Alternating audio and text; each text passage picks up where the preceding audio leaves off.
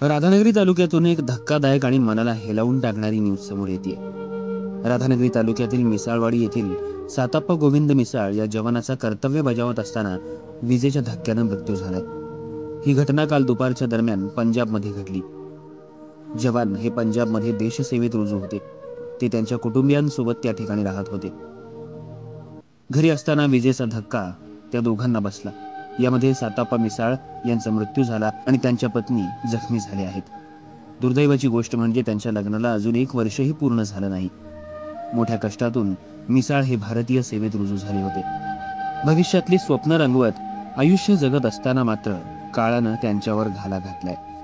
शहीद जवान साताप्पा मिसाळ यांच्यावर उद्या सकाळी 11 वाजता अंत्यसंस्कार करण्यासाठी त्यांच्या मूळ गावी त्यांचं पार्थिव आणलं जाईल।